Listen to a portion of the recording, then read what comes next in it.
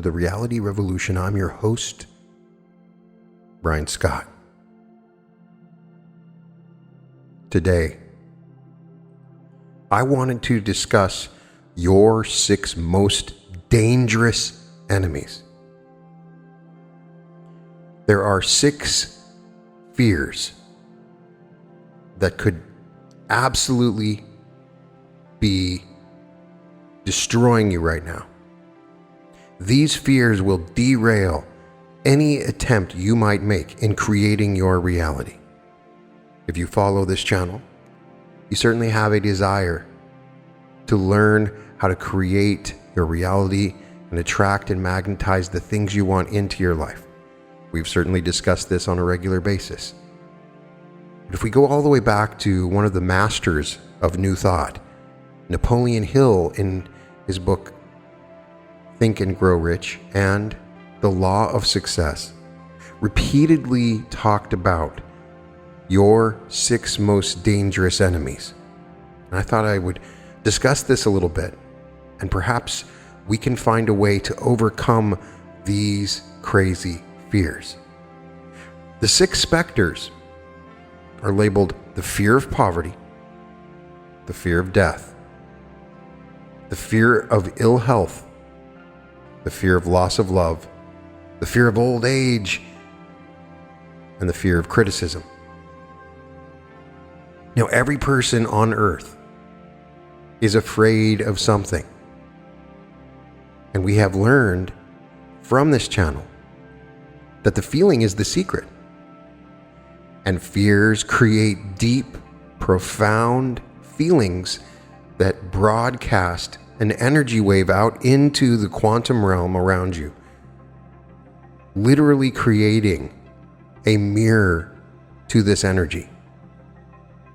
We are constantly talking about using our minds and thoughts to create reality. But if you are fearing anything, that is just as creative, if not more so, because of the intensity of most of these fears. Many of you experience these fears so often, you don't even know. It's just a natural, normal part of your everyday existence.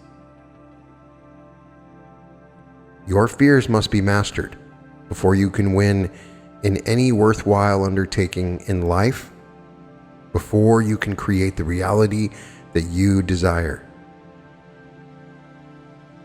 I want you to, at a minimum, think about how these 6 fears are bothering you, and we must determine how to conquer these. These enemies are not beautiful. They're not helpful. They're not wonderful. These enemies are dangerous. Observe the 6 fears are at your back, where it's not easily to conveniently see them. I would propose that every human being on this earth is bound to some extent by one or more of these unseen fears. So the first step to be taken in killing off these enemies is to find out where and how you acquired them. They got their grip upon you through 2 forms of heredity. One is known as physical heredity, to which Darwin devoted so much study. The other is known as social heredity, through which the fears, superstitions, and beliefs of men who lived during the Dark Ages have been passed on from one generation to another. We can study the physical heredity that has played a part in creating these 6 fears. There are programs built into our neurology that have evolved over time that create these fears when you're born. You might not know it, but you may be fearing poverty and death and ill health from the moment you're born, because there are circuits that are burned into your brain and are part of your heredity. Nature has been a cruel builder. From the lowest form of life to the highest, nature has permitted the stronger to prey upon the weaker forms of animal life. The fish prey upon the worms and insects, eating them bodily. Birds prey upon the fish. Higher forms of animal life prey upon the birds and upon one another, all the way to humanity. And man preys upon all the lower forms of animal life, upon man. The whole story of evolution is one unbroken chain of evidence of cruelty and destruction of the weaker by the stronger. The weaker forms of animal have learned to fear the stronger. The fear consciousness is born in every living animal. So it's an instinct. So much for the fear instinct that came to us through physical heredity. It's going to be there. We will overcome it. But let us examine the social heredity, and you'll find out what part it has played in our makeup. The term social heredity, given by Napoleon Hill, has reference to everything that we are taught, everything we learn or gather from observation and experience with other living beings. Lay aside any prejudices and fixed opinions you may have formed, at least temporarily, and you may know the truth about your 6 worst enemies, starting with the fear of poverty. It requires courage to tell the truth about the history of this enemy of mankind, and still greater courage to hear the truth after it has been told. The fear of poverty grows out of our habit of preying upon our fellow men. Economically, the animals which have instinct but no power to think prey upon one another physically. Man, with his superior sense of intuition and his more powerful weapon of thought, does not eat his fellow man bodily. He gets more pleasure from eating him financially. So great an offender is man in this respect that nearly every state and nation has been obliged to pass laws, scores of laws, regulations to protect the weak from the strong. Every one of these laws is indisputable evidence of man's nature to prey upon his weaker brother economically. Do you fear poverty? And in this climate, how can you not? How can you not fear poverty? There really can be no compromise between poverty and riches. The two roads that lead to poverty and riches travel in opposite directions. If you want riches, you must refuse to accept any circumstance that leads toward poverty. And we can say riches in its broadest sense, meaning financial or spiritual or mental or material riches. Fear of poverty is a state of mind, as all these fears are. Fear of poverty is a state of mind, nothing else. But this state of mind is sufficient to destroy our chance of achievement in any undertaking. This became painfully evident during the Depression. This fear paralyzes your ability to reason. It destroys our imagination. It kills off self-reliance. It undermines enthusiasm. It discourages initiative. It leads to uncertainty of purpose. It encourages procrastination and wipes out enthusiasm and makes self-control an impossibility. It takes the charm from our personality and destroys the possibility of accurate thinking. It diverts concentration of effort. It masters persistence, turns the willpower into nothingness, destroys ambition, and it clouds the memory and invites failure in every conceivable form. The fear of poverty can kill love and assassinate the finer emotions of the heart. It discourages friendship. It invites disaster in thousands of forms. It'll lead you to sleeplessness and misery, depression, unhappiness. All of this despite the truth that we live in a world of overabundance of everything the heart could desire. When nothing stands between us and our desires except the lack of a definite purpose and this fear of poverty. Fear of poverty is without doubt the most destructive of these fears. That's why we talk about it first. It is the most difficult to master. Considerable courage is required to state the truth about where this fear originates, and still greater courage to accept the truth after it has been stated. The fear of poverty grew out of our inherited tendency to prey upon our fellow man economically. Of all the ages of the world of which we know anything, the age in which we live now seems to be one that is outstanding because of our money madness. A man is considered less than the dust of the earth unless he can display a fat bank account, but he has money. Never mind how he acquired it. He or she is a king or queen, a big shot. They're above the law. They rule in politics. They dominate in business. Nothing brings us so much suffering and humility as poverty. Only those who have experienced poverty understand the full meaning of this. Of course we fear poverty. It's terrible when it happens. Through a long line of inherited experiences, we have learned for sure that some men and women can't be trusted where matters of money and possessions are concerned. This is a rather stinging indictment. And it's true. The majority of marriages are motivated by the wealth possessed by one or the other. I know that people will say that's not true, but it is. And obviously, we have lots of divorces. We are so eager to possess wealth that sometimes we will acquire it in whatever manner that we can, illegal or legal. If you really look at yourself,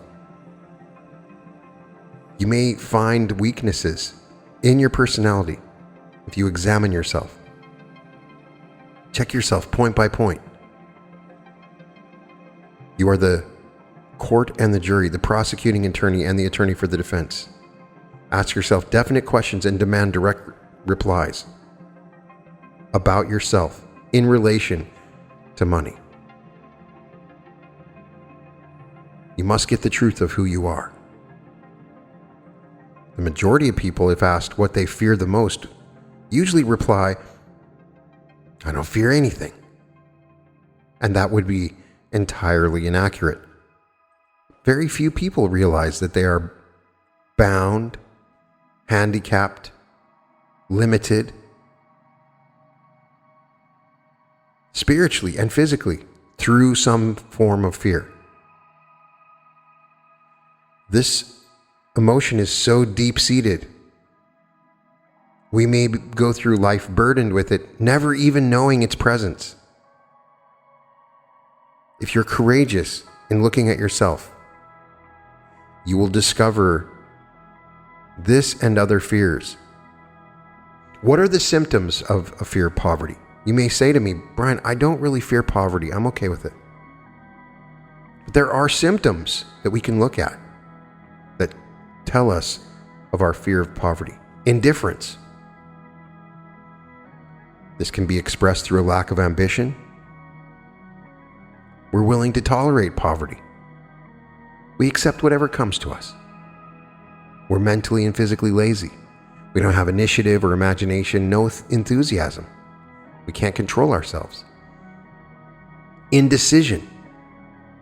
Permitting others to do our thinking, not being able to make a decision. Doubt. This can be expressed through alibis and excuses that you make to cover up for your failures. It can be expressed in a form of envy for those who are successful. Worry. Worry is a sign of the fear of poverty. It can be expressed by finding fault with others. You may tend to spend beyond your income, neglect your personal appearance. You may drink too much. Maybe too self-conscious or self-reliant. Maybe you don't have enough poise. Or if you're overcautious, the habit of looking for negative side of everything. Thinking and talking of possible failure instead of concentrating upon the means of succeeding. Knowing all the roads to disaster, but never searching for the plans to avoid failure. You just always know it's going to fail. Seeing the hole in the donut, but overlooking the donut. Pessimism leading to indigestion, intoxication, bad disposition. Another sign or symptom is procrastination.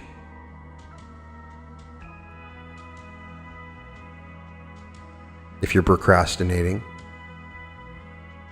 it's a sign that you're fearful of poverty, willingness to compromise rather than fight for what you want,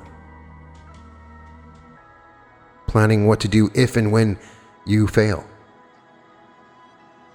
expecting poverty instead of demanding riches. All of these things matter. I'm not innocent. I had to learn the hard way. It was definitely my greatest fear. It's still there for me. I'm still motivated in ways by my fear of poverty, but I've taken it and turned it around. The second of the 6 basic fears with which man is bound is the fear of old age. This fear grows out of 2 major causes. First, the thought that old age may bring with it poverty, and secondly, from false and cruel teachings which have been mixed with fire and brimstone, that every human being learned to fear old age because it meant the approach of another and perhaps more horrible world than this.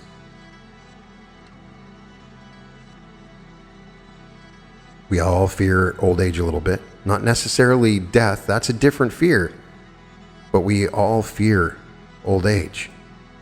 How much and how does it affect what you do? Do you ever believe that you're slipping because of age? Do you ever speak apologetically of being too old merely because you're 40 or 50 years old? This has a habit of killing off initiative and imagination and self-reliance by falsely believing that you're too old to exercise these qualities, that only young people can do things.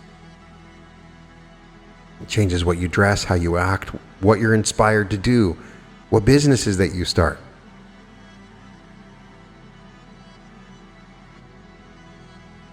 Man has 2 sound reasons for his apprehension. One growing out of our distrust of fellow men, who may seize whatever worldly goods they may possess, and other arising from terrible pictures of the world beyond.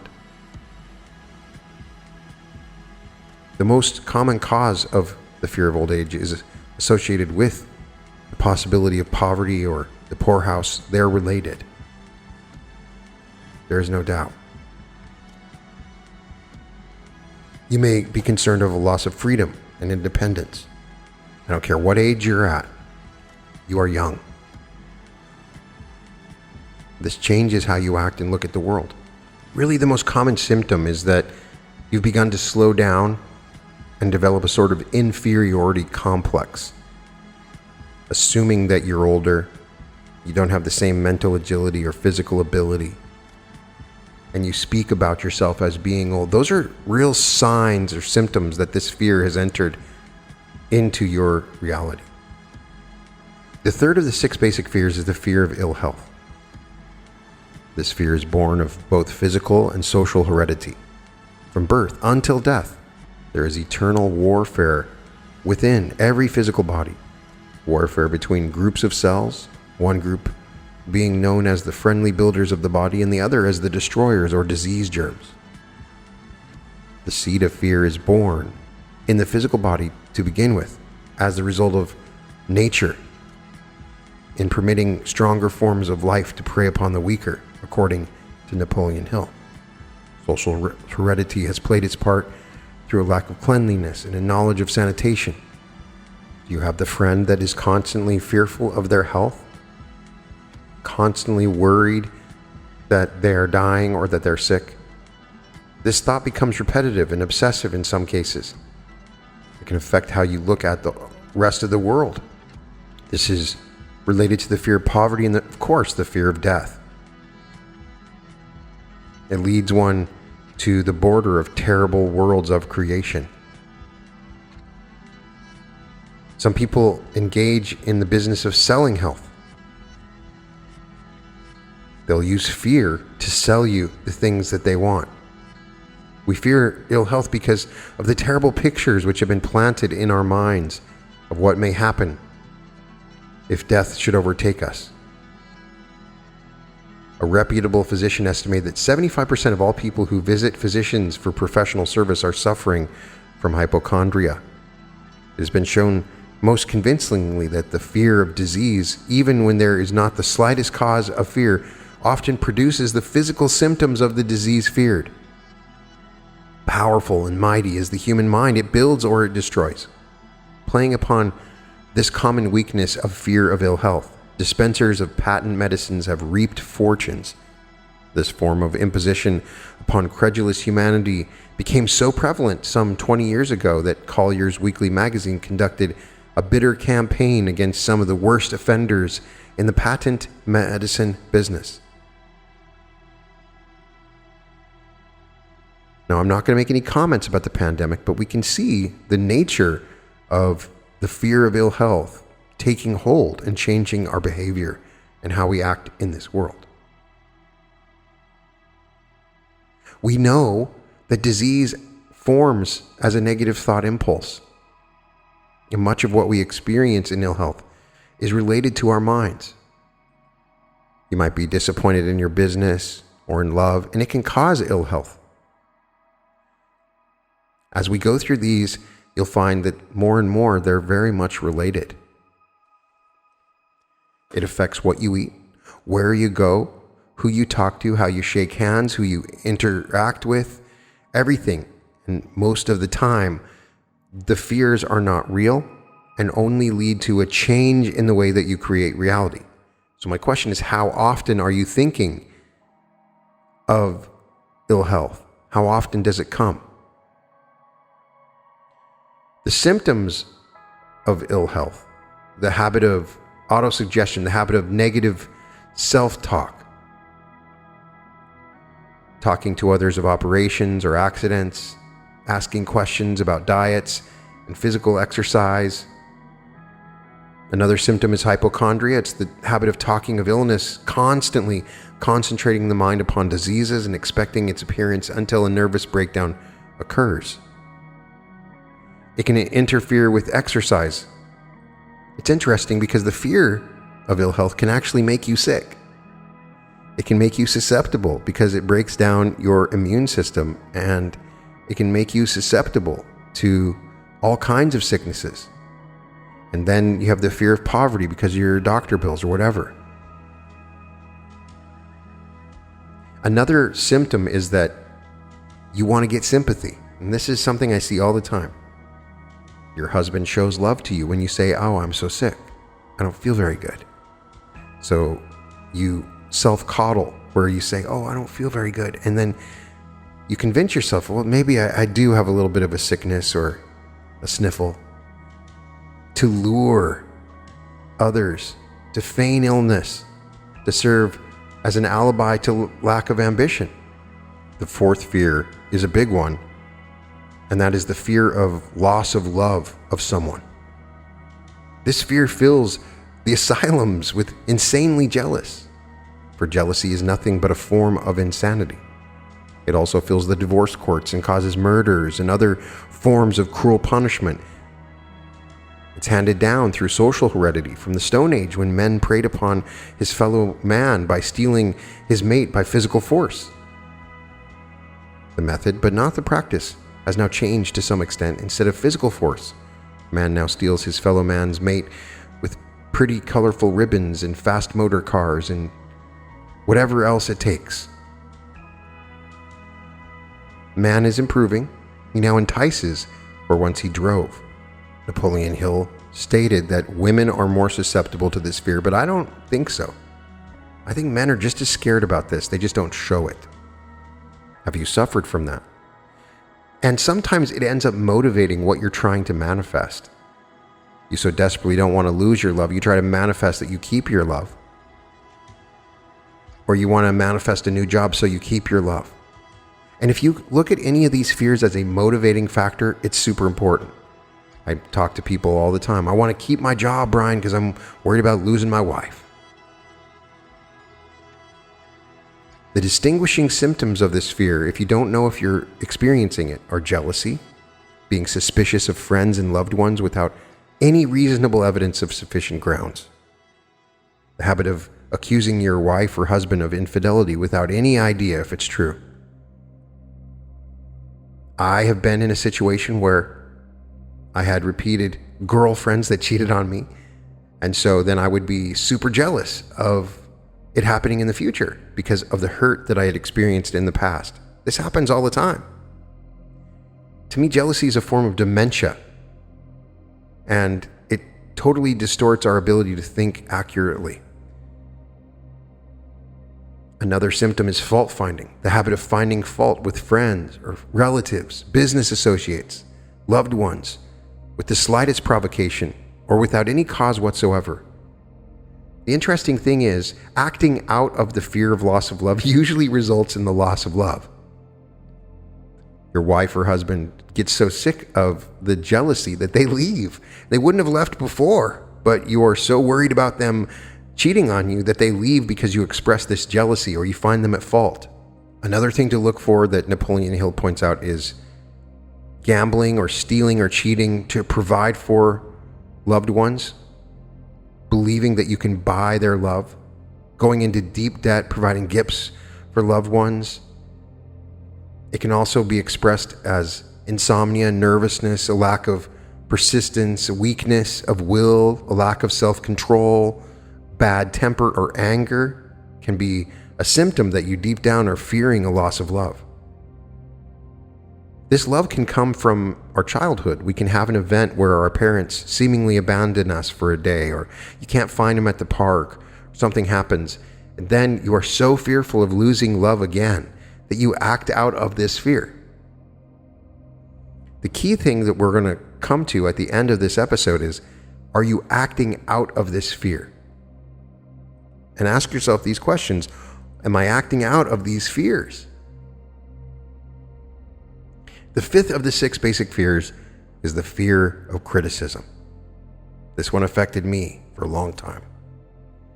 Just how and where we got this fear is difficult to determine, but it is certain that we have it. Are you worried about your appearance being criticized? Look at all the filters we see on social media. Are you worried about the way you speak being criticized, or where you live? What is it that you're fearful of being criticized about? The fear of criticism takes many forms, the majority of which are petty and trivial. The fear of criticism can rob us of our initiative, destroy our imagination, limit our individuality, take away our self-reliance. It can do major damage and limit our ability to express the reality that we want. Parents often do their children irreparable harm by criticizing them. Criticism is the one form of service of which everyone has too much. Everyone has a stock of it, which is handed out, whether called for or not. Criticism will plant fear in the human heart or resentment, but it will not build love or affection. There are a number of symptoms that you have this fear of criticism. If you're super self-conscious, which is generally expressed through nervousness or timidity in conversation and in meeting strangers, awkward movements of the hands, shifting of the eyes. Perhaps another symptom is lack of poise, expressed through a lack of voice control, nervousness in the presence of others. Could be with your personality. You lack a firmness of decision, personal charm, and ability to express opinions.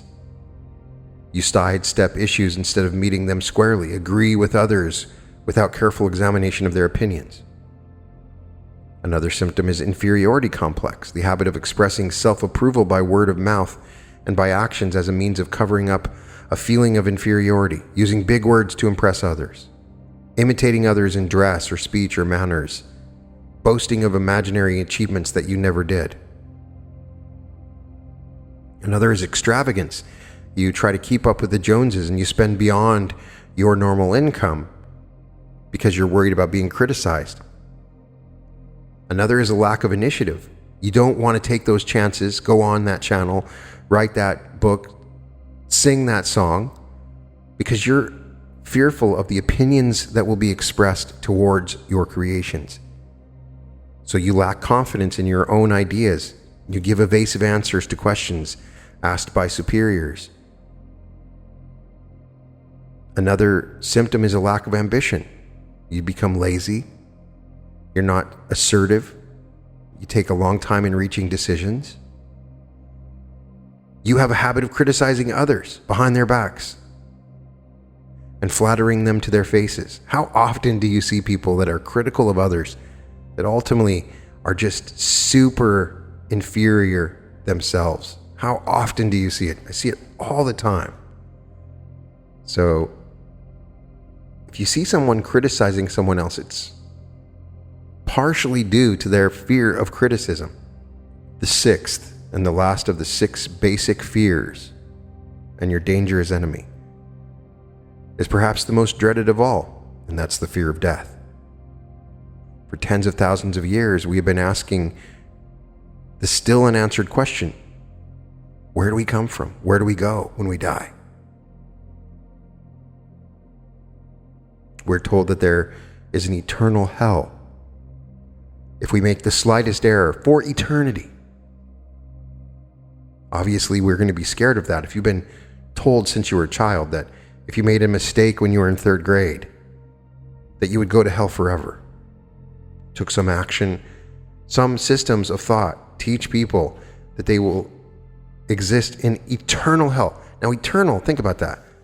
That's not 1,000 years, not 1,000,000 years, not 1,000,000,000 years, forever. Eternal punishment.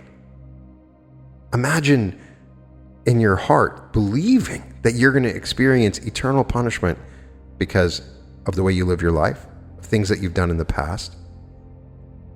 Obviously, you would greatly fear death because you would not want to begin your process of eternal punishment.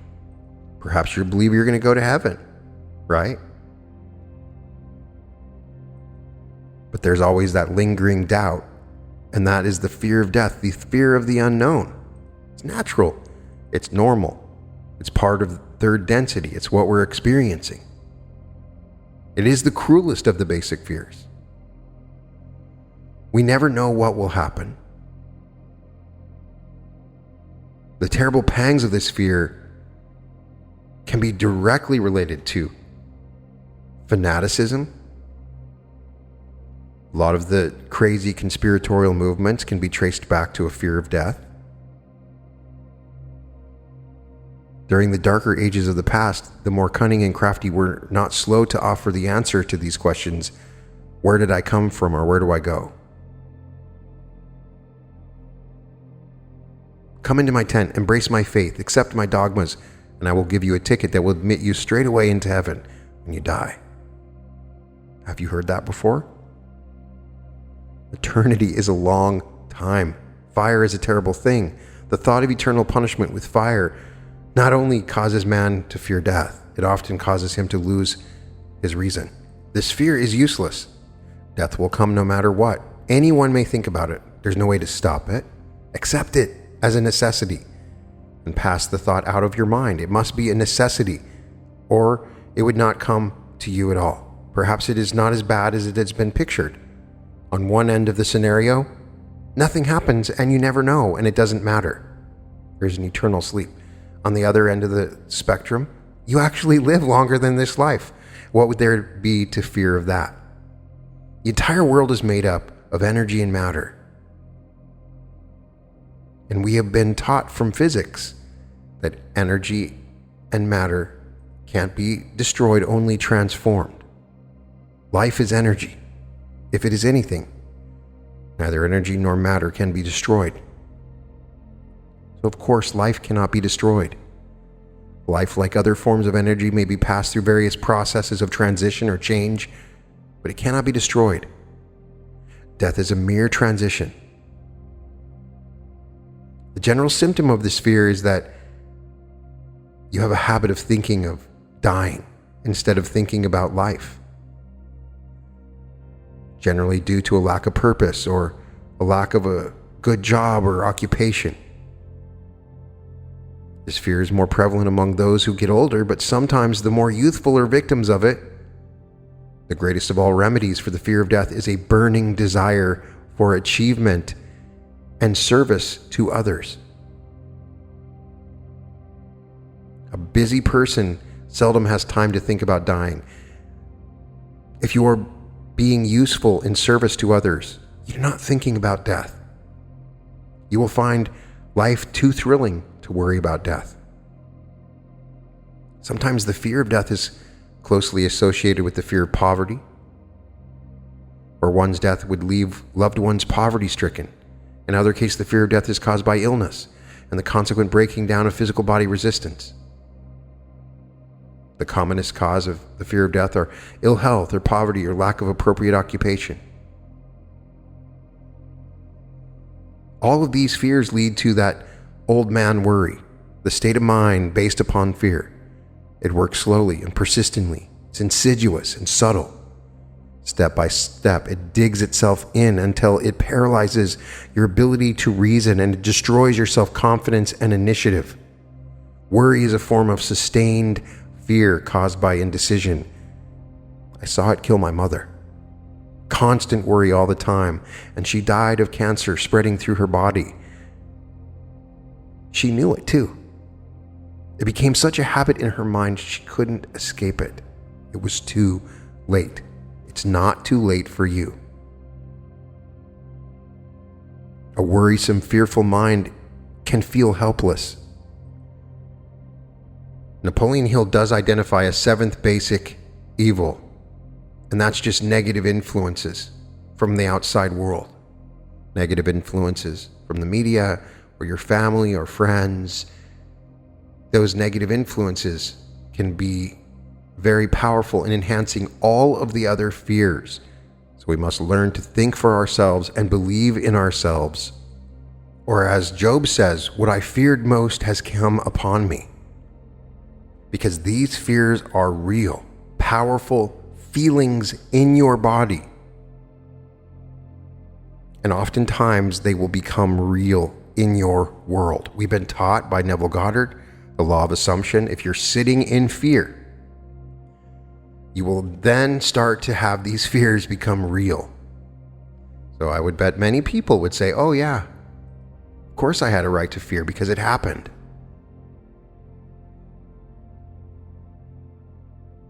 There are a couple of things that you can do or say. Joseph Murphy highly recommends the 91st and 23rd Psalm. By repeatedly saying those Psalms, it changes your brain and mind, sort of an inner mantra or magic spell. So the 23rd Psalm, the Lord is my shepherd, I shall not want. He maketh me to lie down in green pastures. He leadeth me beside the still waters. He restoreth my soul. He leadeth me in the paths of righteousness for his name's sake. Yea, though I walk through the valley of the shadow of death, I will fear no evil, for thou art with me. Thy rod and thy staff, they comfort me. Thou preparest a table before me in the presence of mine enemies. Thou anointest my head with oil, my cup runneth over. Surely goodness and mercy shall follow me all the days of my life, and I will dwell in the house of the Lord forever. Or there's the 91st Psalm, which is protective. He that dwelleth in the secret place of the Most High shall abide under the shadow of the Almighty. I will say of the Lord, He is my refuge and my fortress. My God, in Him will I trust surely. He will deliver thee from the snare of the fowler and from the noisome pestilence. He shall cover thee with His feathers, and under His wings shalt thou trust. His truth shall be thy field and buckler. Thou halt not be afraid for the terror by night, nor the arrow that flieth by day, nor for the pestilence that walketh in darkness, nor for the destruction that wasteth at noonday. 1,000 shall fall at thy side, and 10,000 at thy right hand, but it shall not come nigh thee. Only with thine eyes shalt thou behold and see the reward of the wicked, because thou hast made the Lord, which is my refuge, even the Most High, thy habitation. There shall be no evil befall thee, neither shall any plague come nigh thy dwelling. For he shall give his angels charge over thee to keep thee in all thy ways. Thou shalt bear thee up in their hands, lest thou dash thy foot against a stone. Thou shalt tread upon the lion and the adder, the young lion and the dragon shalt thou trample under feet. Because he has set his love upon me, therefore will I deliver him. I will set him on high, because he hath known my name. He shall call upon me, and I will answer him, and I will be with him in trouble. I will deliver him and honor him. With long life I will satisfy him and show him my salvation. Say that, read that, and you will find yourself moving out of fear. You don't even have to believe in the Bible, but you can believe in the magic of those words and the way that they've been used in the past. Joseph Murphy also recommends some other prayers that I can give you that help in fearful thoughts. When you have these thoughts come up, and they will come up because you are human, I want you to begin to reiterate that you are powerful, flowing in the harmony of God. You can say, as Joseph Murphy says in his book, Maximize Your Potential, through the power of your subconscious mind to overcome fear and worry, I am God, and there is no God beside me. From the rising of the sun to the setting of the same, there is none else. I am the Lord, thy God. My glory you shall not give to another, neither shall you give my praise. I am the Lord, thy God, that brought thee out of the land of Egypt, out of the house of bondage. There is no other God before me. I am, and there is none else. And the Lord is my light and my salvation. Whom shall I fear? The Lord is the strength of my life. Of whom shall I be afraid? For in time of trouble he will hide me in his pavilion. In the secret of his tabernacle he shall hide me. He shall set me upon a rock, the rock of truth, the same yesterday, today, and forever. Joseph Murphy is invoking God as a salve. By thinking and considering yourself within the power of God, it takes away a lot of your fears. And I'm telling you what, it works. Another affirmation he gives is say, I have absolute trust in the God presence within me. I expect the best. I know only good can come to me. Divine love in me casts out fear. I am at peace. I see the presence of God everywhere. I'm absolutely fearless. God, or the divine presence, is with me always. It made me, created me, sustains me. It's the invisible life principle within me. It loves me and cares for me, for it is written, he cares for me. If God be for me, who can be against me? I know that one with God is a majority. This heals and frees me from all sense of fear. Only God's thoughts come to me. These thoughts continually unfold, bringing me harmony, joy, peace, and success. I am surrounded by divine love. I think rightly on all occasions. God's power is with my thoughts of good. The love, the life, and the truth of God flow through me now. I am immersed in the holy omnipresence. The infinite ocean of peace always surrounds me. I am full of divine understanding. Divine love goes before me today and every day to make straight, perfect, and joyous my way. And in saying this, you are sending the messengers of peace and love and harmony, right action and beauty into your subconscious mind. And these messengers fulfill your orders. They are faithful messengers, as Murphy says it. You will discover that all your ways are pleasantness and all your paths are peace. You are one with your Father within. Your Father is God. Fear not. He said, little flock, for it is your Father's good pleasure to give you the kingdom. The love, the light, and the glory of God surrounds you and enfolds you and enwraps you. How can you be fearful? So you can also affirm, God's ideas unfold within me, bringing me harmony, health, peace, and joy. This is a reminder and affirming how you think. So you say, God's ideas unfold within me, bringing me harmony, health, peace, and joy. I will fear no evil, for thou art with me. Thy rod and thy staff, they comfort me. I know goodness and mercy follows me all the days of my life, for I dwell in the house of God forever. God is love and he cares for me. You can say these things as a reminder, as a command to your subconscious mind, and you will start to change the way you think. Do any of those fears come up for you when we talk about them? Do you fear death? Do you fear old age? Do you fear ill health? Do you fear criticism? Do you fear the loss of a loved one? When you fear, you are creating, because every thought creates. And so fear is key, because it also usually comes with a feeling emotional signature in the body somatically that vibrates and broadcasts. And in many of my experiences, fear is more creative than just thinking, daydreaming. Because oftentimes you don't associate that with feeling, and feeling is the secret. Your 6 most dangerous enemies: the fear of poverty, the fear of death, the fear of ill health, the fear of loss of love, the fear of old age, and the fear of criticism. Now, I know at the beginning of this, you might have said, I don't have any of those fears. But perhaps in talking about this a little bit, you see the symptoms of one of these fears. Perhaps you're indifferent, or you don't have the inspiration that you want, or you're jealous. Whatever the symptom is, analyze it. If you ever get a copy of the book Think and Grow Rich, in the book he has a self-analysis test question. And you can ask questions that'll start to bring up whether or not you have these fears.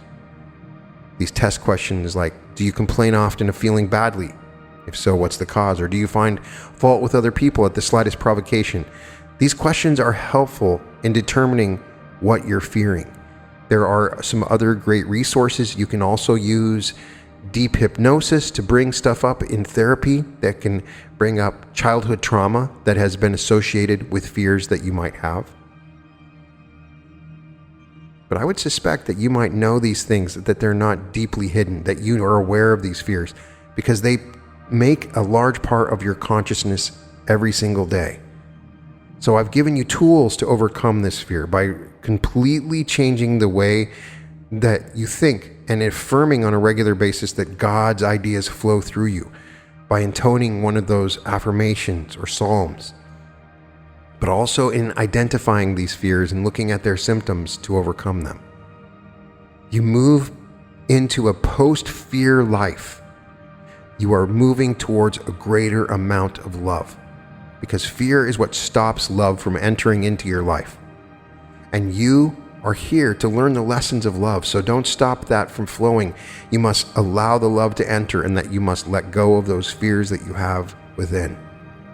Don't let people use fears to manipulate you. They'll try to tell you you should be fearful of someone else, from somewhere else. You might be fearful of some political party, or fearful of some corporation, or fearful of some technology, or fearful of some drug or vaccine. If you're fearful of any of these things, and you have acted out of these fears, you've made a mistake. Now, you can correct it, but you have let those fears take over and create your reality. And these fears are your enemies. You are fearless. You are protected. There is no reason for you to go into those fears. It is time for you to let them go. And amazing things will happen for you. I'm imagining everybody that hears my voice that's dealing with these fear-based thoughts slowly starts to see them go away from their life. And these thoughts are replaced with loving, powerful thoughts that are inspiring and wonderful. There's no need to worry about being criticized. You're amazing. You're incredible. And if you lose love, you're going to find it somewhere else. And don't fear poverty, because you have the ability to create whatever prosperity that you want in your life. And with this God power that you bring into your life, you can overcome any illness. And there's no reason to fear death, because there is no death. You move on. Multiple different places have shown us that we do move on, but if you don't, you'll never know. There's nothing to fear. Be happy in this moment. Embrace the wonderful idea that you are here now, living this life, and embrace the love and move away from fear. You can find all episodes of The Reality Revolution at therealityrevolution.com. And welcome to The Reality Revolution.